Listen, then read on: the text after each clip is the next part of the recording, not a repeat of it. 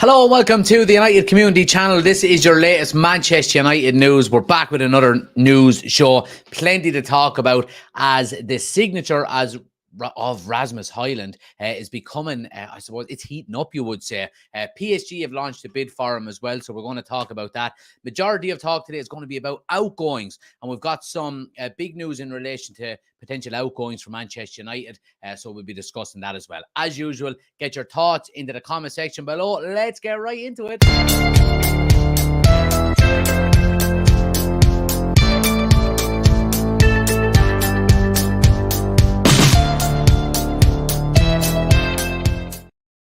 You're more than welcome, guys. Thanks for joining.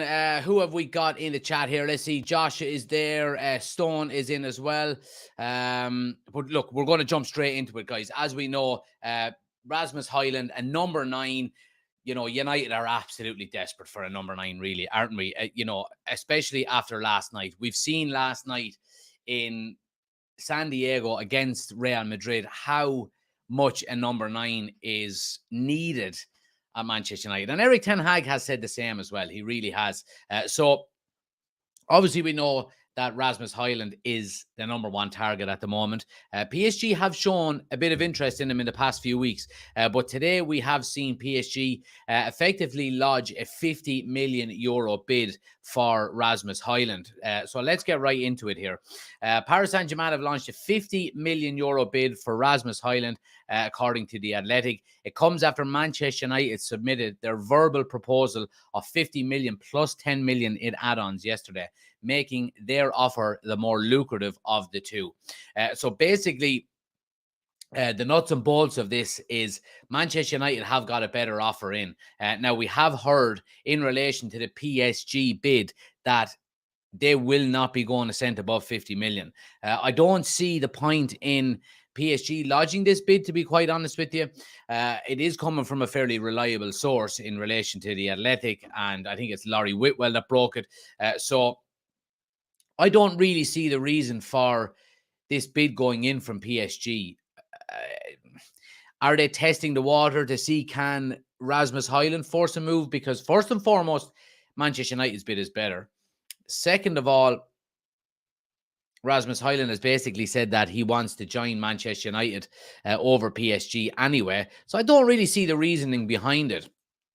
We see here as well, race for Hojlund heating up as PSG also had agreed personal terms, but Manchester United still very much in front. So basically what it means is PSG have agreed personal terms with Rasmus Hojlund and his entourage, and they have submitted an official bid, basically. Now, whether that bid would be accepted or not, I'm not 100% sure. I can't see Atalanta accepting a bid from PSG if Man United are offering them 10 million more. Now, structures of bids can be different that we don't know in the background and so on and so forth. But I think the fact that PSG have basically said they're not willing to go above that anyway, look, I still think Manchester United are in a very, very strong position when it comes to Rasmus Hojlund here. Look, it was also stated here as well, obviously Fabrizio Romano had his say on it. He said the only way Rasmus Hojlund joins PSG is if the deal to Manchester United collapses. But the deal is absolutely on and it's absolutely advanced. So we know obviously how reliable Fabrizio Romano is when it comes to these kind of things. So look, I think the fact that he agreed personal terms with PSG, I think is basically just a backup option, really, you know, and it's probably a smart thing to do, you would have to say. You know, I think you know, you never know how these deals can go. You never know what can happen in the background. Deals can fall through. We've seen with David De Gea years ago with Real Madrid that a dodgy fax machine collapsed the whole move to Real Madrid. So he's well within his rights to, you know, agree personal terms with PSG on the off chance that a deal falls through with Manchester United. But Fabrizio Romano has said it here. He said, he understands that Manchester United have scheduled a new round of talks with Atalanta for Rasmus Hojlund. It will happen this week after a €60 million package bid. Man United remain favourites after a 5-year deal agreed, and it's the player's priority. PSG are pushing, but current bids fall short of Atalanta's expectation. So I think everybody is keeping their options open here when it comes to Rasmus Hojlund. PSG have not rejected the bid, but they haven't accepted it either. Atalanta haven't rejected PSG's bid, but they haven't accepted their bid either. On the off chance that maybe United walk away from a deal, at least then PSG are still there and we can say, okay, well, look, we'll accept your bid.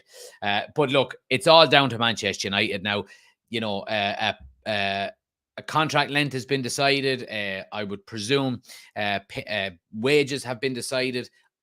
All we have to do now is just get the fee sorted with Atalanta, and I think we will have Rasmus Hojlund as a Manchester United player by the start of the season. I would love to see him maybe get a couple of the preseason games under his belt. Obviously, we know we have, is it Lens we're playing in Old Trafford? Is it Thursday week, I think? This day week? And then, of course, we've got Bilbao in Dublin as well. So it'd be nice to see him maybe get one of them games. I'm obviously going to the game in Dublin, so it would be nice to see him play in that game as well. But, look, Rasmus Hojlund to Manchester United is an absolute priority. And look, let's go down through some of the comments here because I can see what people are saying as well. We do need another experienced number 9, says Chris. Bilal says, what about Muani? Irish Lad says, watch the first half. United look really good, but a number 9 has to be bought this summer. Absolutely it does.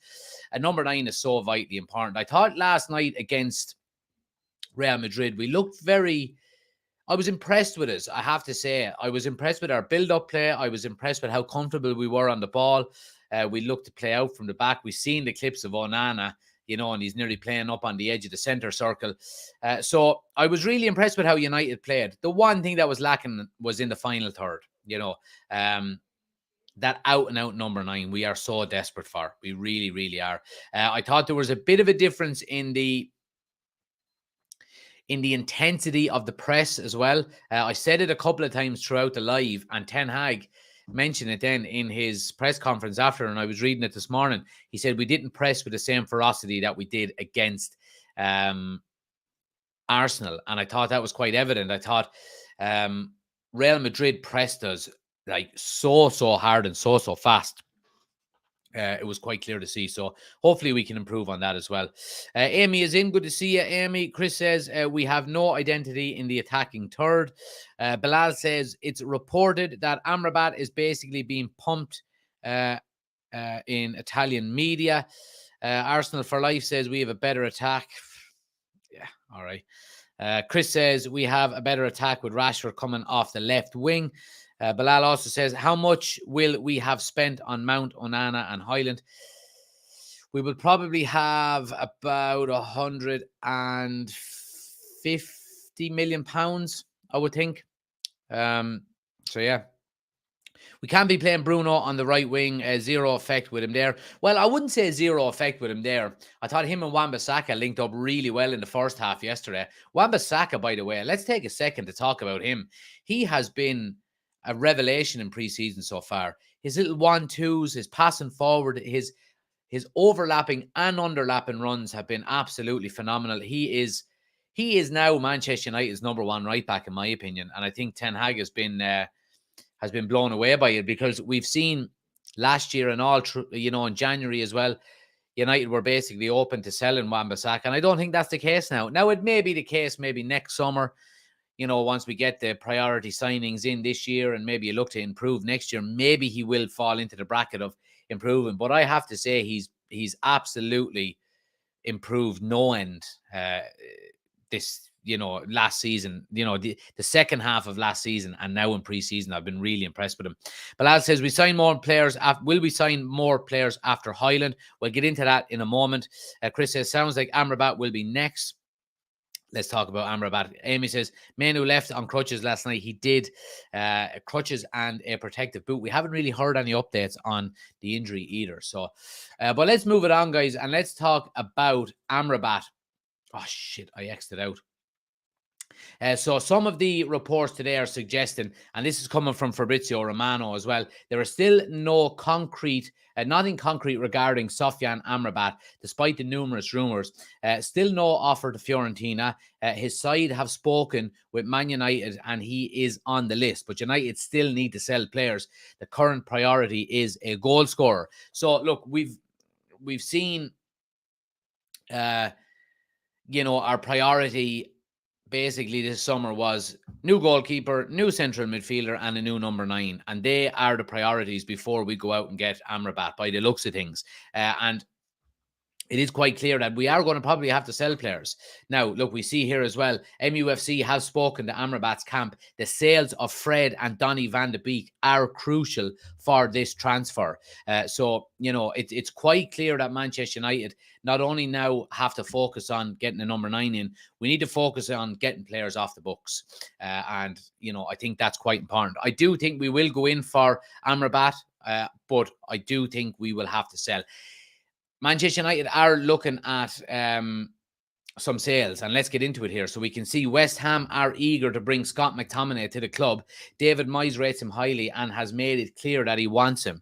There is currently a gap in valuation, but West Ham hope Man United soften their stance. So that's Scott McTominay.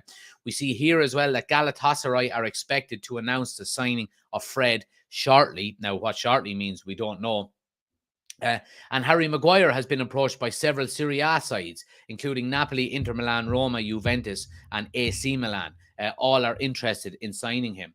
So Manchester United are pushing to get players off the books. We need to generate some revenue before we can go out and sign a fourth player.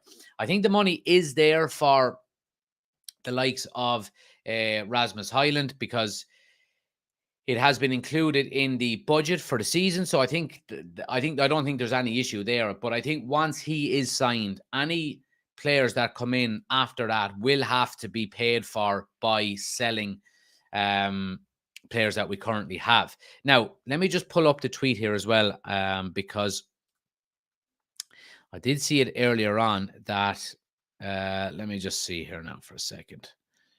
Let me see. Let me just... So basically, Laurie Whitwell was saying in the Athletic. Let me see. Where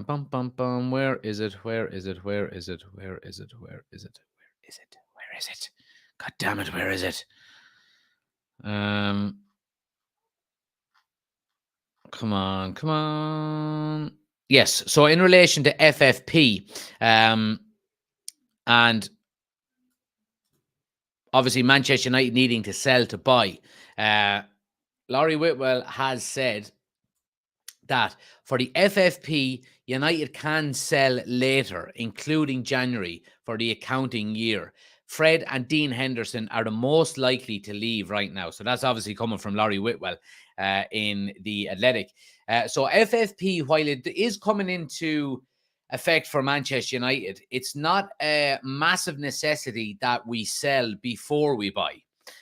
But you do have that kind of fear that if you do go out and buy players, all of a sudden then you're trying to get players off of the books that probably don't want to go.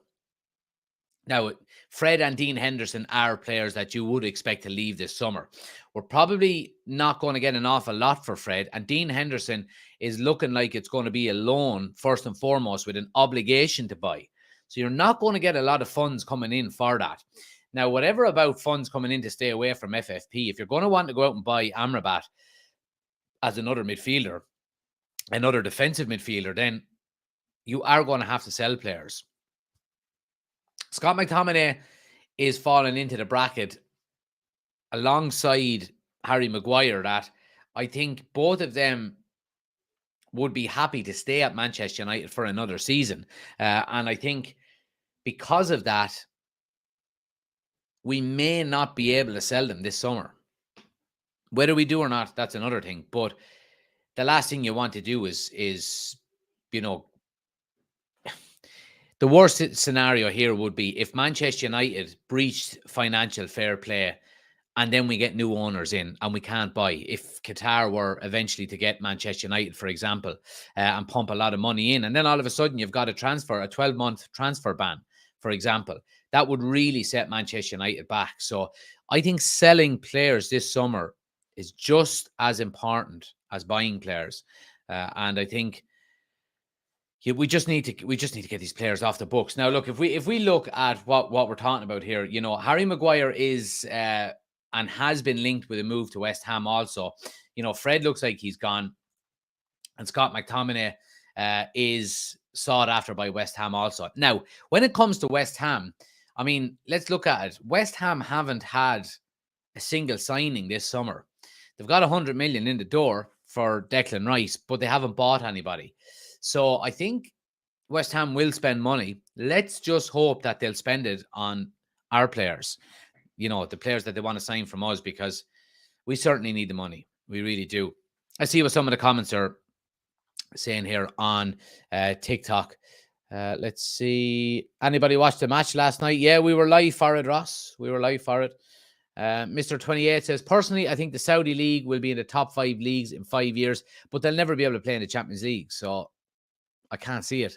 Andrew says, is the Japanese backup keeper talks going on, or is it just rumors? There's still talks going on about it. There is. Obviously, it's not the most important area at the moment, given the fact that we do have the likes of Mateo Kovar, Bishop, these types of players. Tom Heaton is still there as well. But there, that hasn't gone away. United are still very interested in him. Let's see. Sonic says, hey, Jack, it's Warren today. It's my 15th birthday. Happy birthday, Warren. Happy birthday, my friend. I wanted Kane, says Nelly. When he's looking down, he's reading YouTube, looking up when it's TikTok. Yeah, so I've got my laptop here and I've got TikTok here. So there you go. I've got YouTube on my laptop and I've got TikTok on my phone. So yeah, now let's see what's going on YouTube and what people are saying over there. Get over to YouTube as well, guys. Any of these, anybody watching on TikTok, all of the reports that we're talking about here, we've got them up on the screen over on YouTube. Link is on my homepage. Head over there, hit subscribe, get into the chat. Let me know you've come over from TikTok. Bilal says, so our midfield for next season will be Bruno, Eriksson, Mount, Casemiro, Menu, and a backup number 6. I'll be okay with that. Irish Dad says, I think Kane will definitely leave Spurs this summer. It will probably go to the wire on the last day of the transfer window. Yeah, so look, I mean, Harry Kane, again, I will repeat what I've said on numerous occasions about Harry Kane. I think he will leave Spurs this year. I think it will be late in the transfer window that he goes. And I do think Manchester United are not out of the race to get him yet. Now that doesn't mean that we're 100% going to get him. But if Harry Kane rejects, it's very similar to Mbappe at the moment. PSG want Mbappe gone this summer so they can get some money for him, so he doesn't walk out the door on a free next year. Spurs are in a similar situation. Harry Kane can just say, I don't want to go to Bayern Munich. I want to stay in the Premier League. If you do not sell me to a Premier League club this summer, I will leave for a Premiership club next summer for free. So for that reason alone, I'm not writing off Manchester United from Harry Kane yet. I really am not. I think it would be silly to write Manchester United off, regardless of, money or FFP or all that kind of stuff. I do think that Manchester United could still be in for Harry Kane come, the end of this transfer window, if it surfaces that maybe he doesn't want to move abroad. Now, I have been reading some reports today that are suggesting he's happy to go to Bayern Munich, but then you would see other reports maybe tomorrow that saying he's not. So I'm not going to write Manchester United off it. Now, it's very slim. I would say maybe 20% chance at the moment of United even getting involved in a transfer for him. But they're there, and we've seen and we've heard reports that United aren't going anywhere when it comes to Harry Kane. They're just going to continue to monitor the situation. If they get a hint that Harry Kane doesn't want to move abroad, then, later in the transfer window, we can pounce and go to Spurs and say, here's, 80 million or 75 million or 70 million, whatever it may be, we'll take him off your hands rather than leave him for free in the summer. So there you go, or next summer. Irish has said, Fiorentina looking for 70 million for Amrabat. No, they're not. They won't get that for him. No way. No way. We'll get him for about 30 million, I'd say. Bilal says, why haven't we sold Bailly, Williams and Martial? Well, Martial is not going anywhere because he'll be a backup number 9 next season. Bailly, it looks like he's going to leave. He had the post up on his Instagram leaving Carrington with thumbs up saying done with a tick. So it looks like he is going to leave. Brandon Williams is a difficult one because he's on about 50 grand a week. And I don't know what kind of team are going to offer him that kind of money. So whether he wants to leave or not, I don't know. Irish says, have to be all sales, no loan deals. Yeah. Or sales with the obligation to buy, minimum. You know, obligation to buy means you have to buy it, next summer after a loan deal. Amy says, Fred and Dean said they want to leave. Irish says, Rovers getting a hiding in the Europa Conference League. Amy says, according to Fabrizio reports, Fulham want Fred. Cottle is in. He says, Fred and McTominay gone in one window. Get the champagne out. Bilal says, it's not about Champions League now as FIFA World Club Tournament. It's going to try to be the alternate for UEFA. Well, it's not going to be FIFA World Club Tournament because if we look at the Super League that came about, that was outside of the governing bodies like FIFA and UEFA. Dortmund game in Las Vegas, another late night, Jack. You can probably hear it in my voice and see it in my face that I'm still really tired. So I'm not going to be staying on long. Another maybe 5 or 10 minutes here because I'm shattered after doing the 2 late night games in a row. John is in. He says, we may need to take a big loss on selling this season, hoping Ten Hag's investments will bring more funds in the future. Cotton says, just more money grabbing from FIFA at the Club World Cup. Crap. Amrabat price is around 30 million, says Chris. Do you think Maguire will leave, says Arsenal for life? I think he probably will. Yeah, I do. I do think he'll go eventually. Aaron says, I honestly think we have a great chance of signing Kane. He would be a bottle job to go to Germany, stay and take Shearer's record. Yeah, I agree. Aaron. Cottle says he has no ambition if he stays at Spurs. And Aaron also says, can't see any other Premier League side signing him. I think he would thrive at United and push us further towards pushing for a title. Yeah, I agree. I think if Harry Kane signs for Manchester United, I think we're instantly challenging for the league title. I think we jump above anybody else other than Man City. I think we're instantly challenging Man City for the title. I really do. I think that's what Harry Kane gives you. I think he would guarantee a minimum 25 goals every season for the next 3 years minimum. And yeah, he would be breaking the goal scoring record. So yeah, I think we would jump ahead of Arsenal with him. I think we would jump ahead of Liverpool. I think we would stay ahead of the likes of Spurs, Newcastle, Chelsea. These teams, I think it would be a straight shoot between Man City and Man United next season if that were the case. And I think we'd really, really put it up to them. I really do. John says, I would pay over the odds to get Kane in. One player could make such an instant impact. Yeah, and I'm surprised Manchester United haven't done it. Now, I know Daniel Levy is a difficult man to deal with, but I'm surprised United haven't gone all out and broke the bank for him. I really haven't. Oh, hiya. Are you going to bed? Hiya? Come on over here and say goodnight then. Say goodnight to everybody. Where are you? You're eating? What are you eating? Your raisins. Yeah. You going to say goodnight to everybody into the microphone? Say goodnight. Night. Good girl. Say bye. Bye. Say United. United. Good girl. All right, run along. Kiss. Off you go. Good girl. Yeah. Go on, Messi. Move your bum.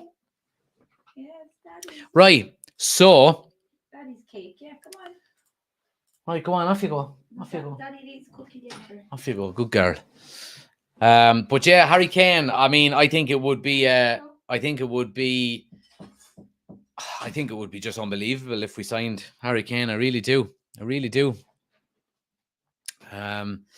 Let's see if we have to rank transfer window business for top 6 clubs. What would be your ranking?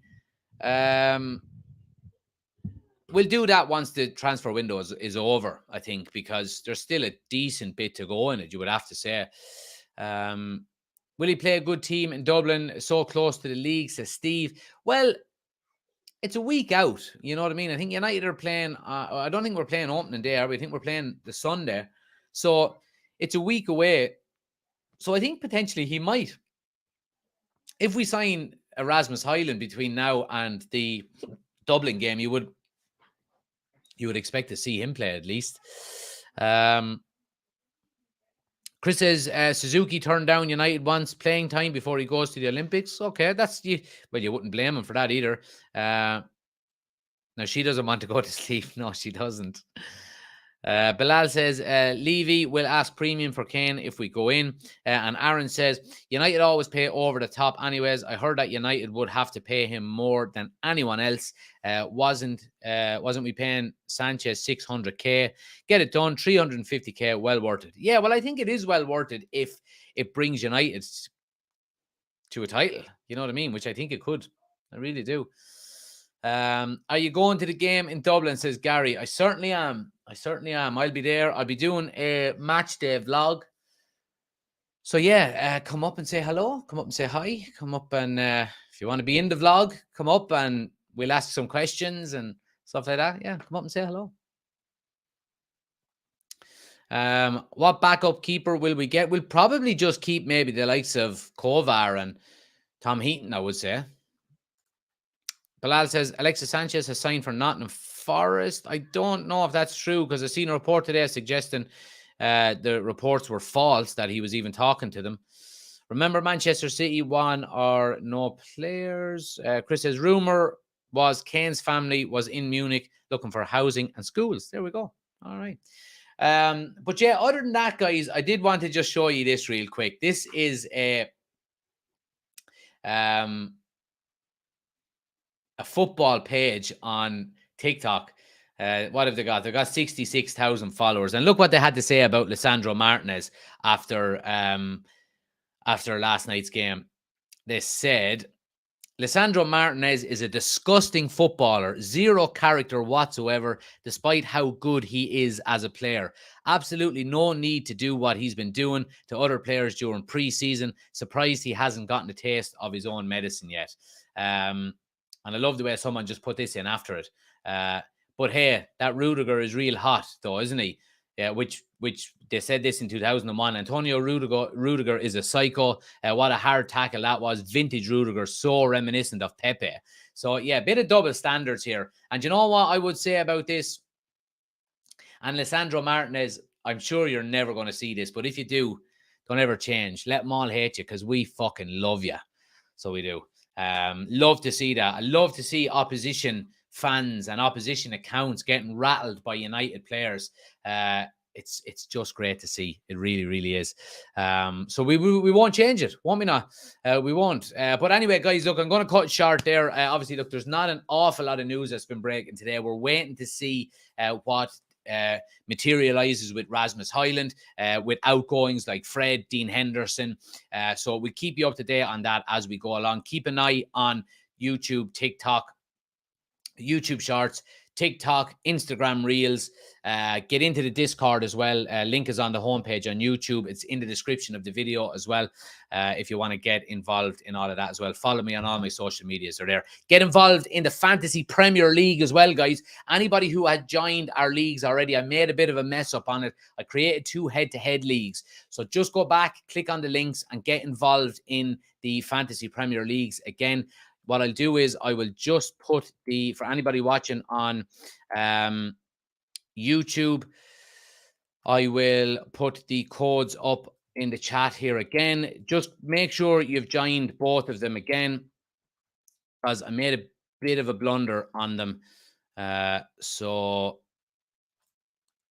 yeah, I made 2 head-to-head leagues rather than 1. So there's the 2 codes, guys. It's in the chat on YouTube. So yeah, make sure you're joining the Fantasy Premier League. Anybody watching on TikTok, the link is on my homepage. Just click my link tree on my homepage, and you see it at the very bottom. There's 2 leagues there. Make sure you're joining both of them, but follow me on all socials as well while you're there. And last couple of days as well, guys, to get involved and be in with a chance of winning a brand new PS5. We're giving away a brand new PS5 next Tuesday. So make sure you're getting involved in that as well. Again, the link is on my homepage on TikTok. Get involved in that. And its link is in the description of the video on YouTube, or you can scan the QR code. Little under a week to go. So make sure you're getting involved. Any money raised is going to the Jack and Jill Foundation, children's charity in Ireland. So make sure you're getting involved in that. Thanks for watching, guys. Hit the like and subscribe button. If you're new to the channel, you're more than welcome. Thanks for joining. We'll be back again tomorrow night for another United News show. But until then, stay safe, and I'll see you soon. Take it easy.